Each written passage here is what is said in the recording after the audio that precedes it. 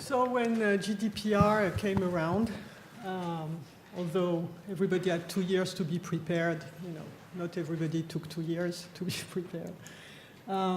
We started to review some of our features, and I'm not going to do a product pitch, but I just want to highlight what it really means when you have a text of law and you have a software, and somehow, your customers must be sure that they can actually do what the law says they have to do.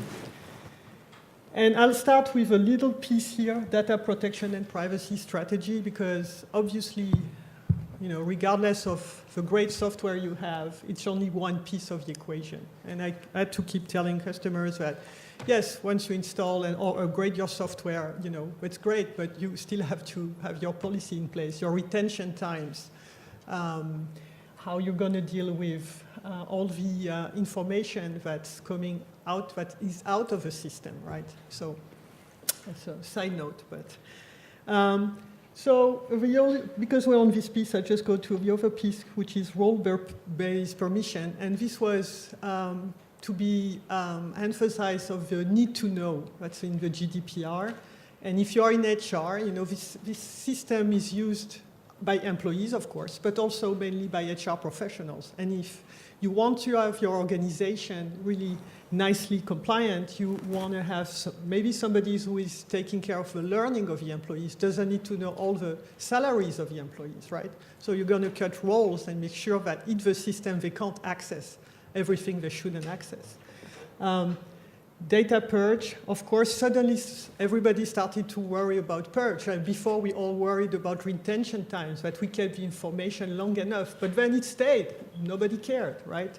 But suddenly now you have to delete the information. And when it's deleted, it's gone, right? So you must be sure you have this piece right, and then you must prove that you actually deleted it. So this suddenly became a topic. And deletion is interesting because it starts to challenge all kinds of things in terms of data reliability and database design. When you start deleting bits and pieces out of a record, it's a bit like when you play that game with your kids where you build that tower of wooden things and you pull them out. You have to be very careful architecturally when you bring into account new features like this, because you can challenge the fundamental design of the system.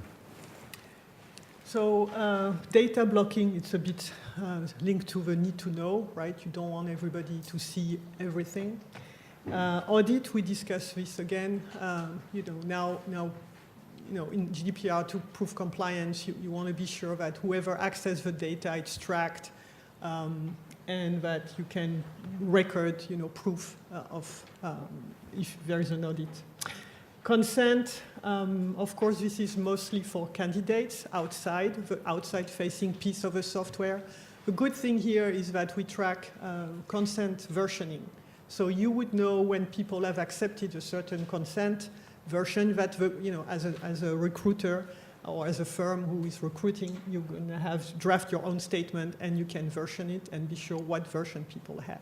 So, sometimes we had customers say, well, do I have to re-consent, have my candidates re-consent? And I'm like, probably, but what's your initial version of your consent, and if you think it's compliant with GDPR, that it's clear enough, etc., maybe you don't need to, but you have to make your own assessment here. But you can track it, that's a good thing.